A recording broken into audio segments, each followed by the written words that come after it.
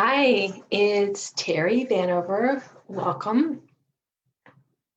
I'm glad to see you here today. I'm a little discombobulated. The Zoom is crazy and doing everything at once. So I'm Terry Vanover, and I'm a divorce strategist. And I help you come through divorce without being legally, financially, and emotionally devastated.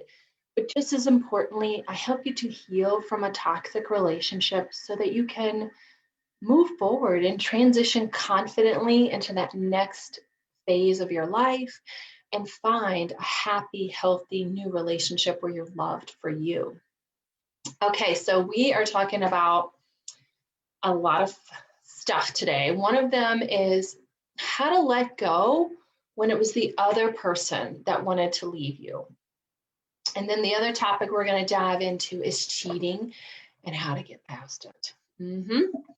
So, what do you do when you're not the one that wanted the divorce? Now, statistically speaking, women are the ones that file. 70% of women in the marriages actually are the ones to initiate the divorce and file, which is a really, really interesting statistic. I think I would say that's true. there, when I look at the two different groups that I run, the men's group, they are mostly there in the group. They're looking for emotional support.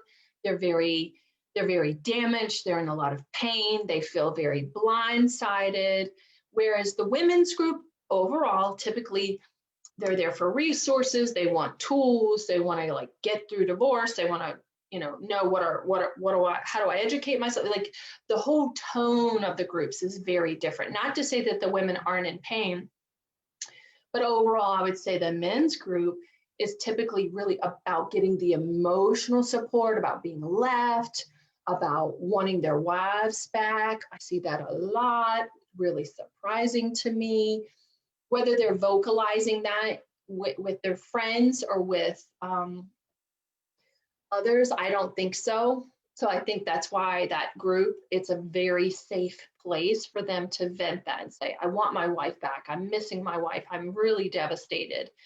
So so how do you let go if, and I say this too, I think for a lot of people, it even those that want the divorce, that initiated the divorce, it is very, very difficult too. This was not some easy decision. It's not a light decision.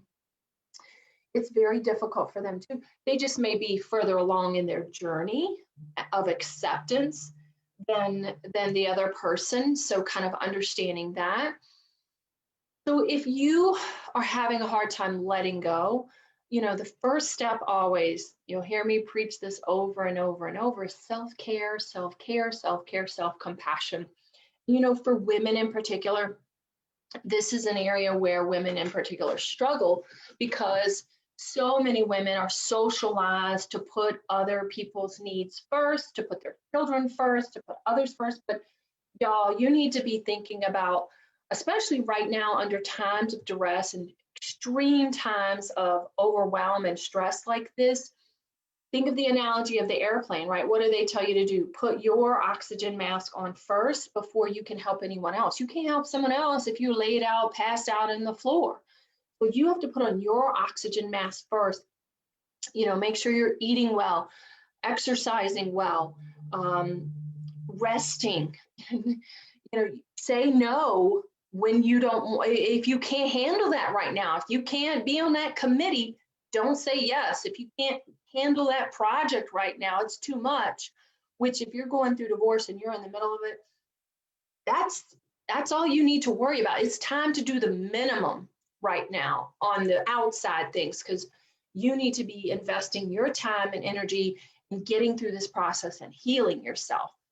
So lots of self-compassion, lots of self-care. And another thing that I find keeps people from moving forward is that they're looking for closure. They just say, well, if I only knew why, if I only knew why he cheated, if I only knew why he did that. Well, chances are, if you go within and you look within yourself, you do know why.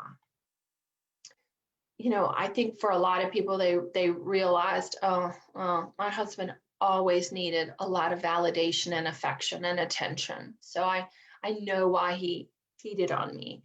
Um, I know why, you know, I know why he didn't give me what I needed, right? So you're seeking that closure, but chances are you already know, and you can't rely on someone else to give you the closure. You have to give yourself the closure. That's another thing.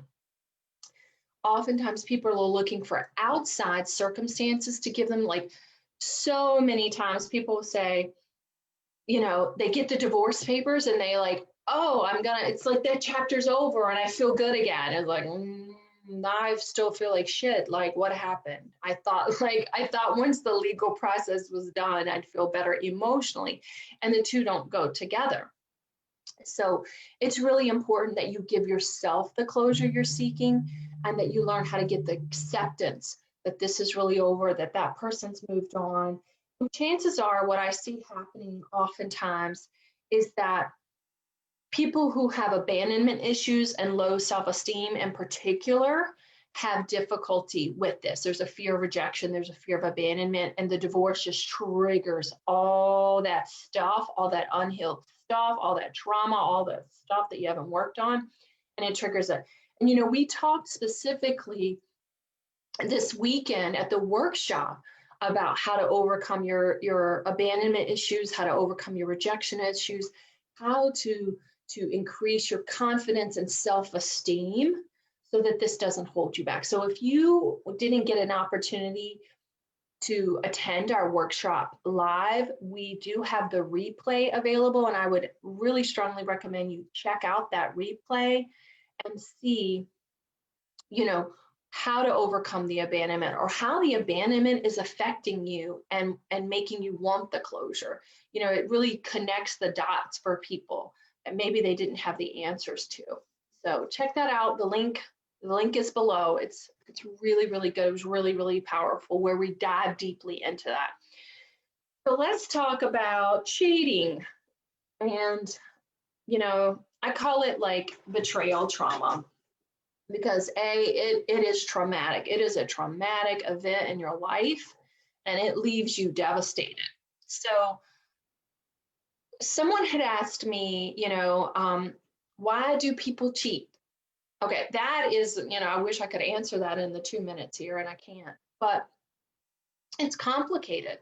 One of the reasons is oftentimes people have unmet needs within themselves. And so they go out, they think the marriage will fulfill them and give them what they need. And that can be a mistake, right? I always say that you can't heal internal issues with external solutions, right?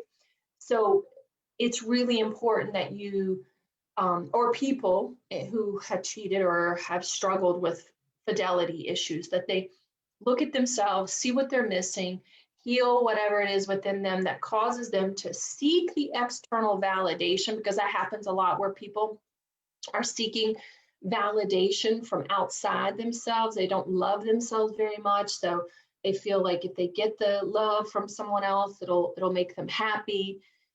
So that's part of it. But there are cases where a marriage is not meeting some basic needs too. It is a complex answer, a complex, situation in terms of sometimes the marriage itself is not healthy, it's toxic, or I've seen where marriages are sexless for years and years and years, and one of the partner, goes outside the marriage to alleviate. I'm not condoning any of it, right? I'm not saying this is right. Someone had asked, why do people do it? So I'm giving you kind of the reasons behind it.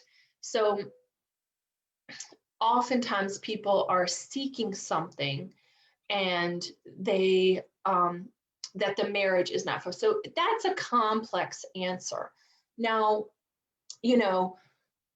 we talked about like feeling unfulfilled ourselves. So y'all know, I'm pretty open in the group about like my issues, and I suffered a lot of childhood trauma myself, like abandonment from my alcoholic father, growing up very poor,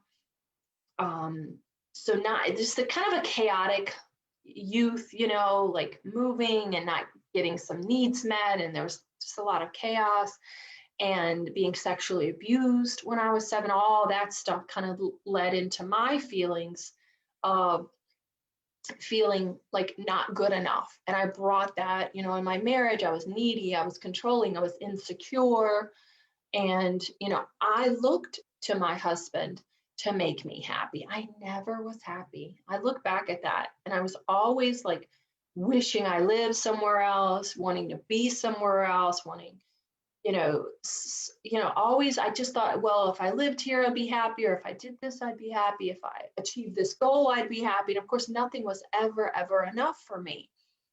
And, then I went through the divorce, and within a few short months, I lost my mom, my home. I was hit by a van and lost, had to have a couple of surgeries. So my health was just one thing after the other, lost all my financial security.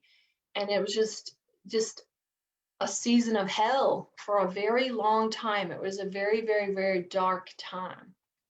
And now being on the other side of it and recognizing, oh my gosh, I wish I had had all these tools back then and could have like understood how my trauma was showing up in my marriage and stuff like that. Definitely, I had to overcome that, and, now I teach others, how to go within and find happiness despite a divorce, despite, a failed marriage, and how to break also your patterns of relationships. If you are attracting unhealthy men over and over and over, that's something within you do have control over. You can learn, what am I missing? What am I not seeing the signs of? That's a really important thing, because oftentimes energetically we're pulling in people where we have a wound, and we're pulling those people in from that energetic space rather than from our healed, grown up, confident, strong woman self. So it's really important to understand that. And now, I get to help others through this time. Now I have the tools, now I have the resources, now I can show people maybe the things that they missed in their marriage, or the red flags that they missed in a relationship, and those things, and avoid cheating spouses or cheating themselves, because that's another thing that I'm very passionate about. 70% of second marriages end up in divorce. I mean, that is a like sobering statistic every time I say it. It's almost 3 times what the first divorce rate is. But I really believe it's because people haven't done the inner work to really look at themselves and go, okay, what were the red flags I missed, or where didn't I show up in the relationship, or where should I have shown up more in that relationship and spoken up more? And so I do believe that understanding that, though, is so empowering. It can make a huge difference in your life when you can control that and understand that. It's very empowering. You're no longer a victim anymore. So why do people cheat, and what can you do about it, and how do you heal from it? Well, if you're in a relationship, they have said, we did some interesting research about men versus women and cheating. And for women, it's particularly hard to forgive their partners if they have emotional affairs, or if there's like long-term emotional significance attached to the affair. And men struggle if there's a physical relationship over just an emotional relationship. So, if that can be very damaging to our sense of trust. It's very difficult to build trust, but it's easy to destroy trust. And the thing is, if you are struggling with trust, it's not about the other person. It's really that you don't trust yourself. So you have to figure out a way that you can learn to trust yourself, feel good about yourself again, so that you cannot second guess the decisions you're making. Is this the right person? Is it not the right person? I'm not sure. I don't know. I'm seeing the red flags, but I'm too chicken to kind of follow up on the red flags. And maybe I'll just rationalize those red flags and just keep avoiding it and avoid all the stuff I'm avoiding. So it's really important that you do the inner work so that you can show up in these next relationships so that you don't um, end up missing the red flags and going through this betrayal trauma again. I tell you, betrayal trauma is devastating. I mean, it just, the anger, the bitterness, all that stuff leaves you so just so overwhelmed and so full of rage. You know, I experienced it not with my ex-husband, but on a different level. And it was just very difficult to overcome the anger. But I will tell you the first step, and it is very difficult. I'm not going to lie. I'm not going to say this is easy, but the first step in moving towards overcoming the betrayal trauma is recognizing that that person was in pain themselves. And I know that sounds like you're full of it, blah, blah, blah. But if you can see their pain, if you can see, okay, my ex husband was traumatized as a little boy, his mom abandoned him, he was always looking for attention from women. If you can just for a moment see their suffering, it can just alleviate some of that anger and open your heart space to like a little more love, a little more compassion. And that's the first step. Okay. Now we get more into betrayal trauma and how to overcome abandonment issues and how to build your self-esteem so you can build healthy boundaries. We definitely get into that in the work. We dig really, really deep into that. So if you are struggling with, you know, building healthy boundaries so that you don't end up in these toxic relationships again, you definitely should check out the replay of the workshop because I give you specific like how to do that, right?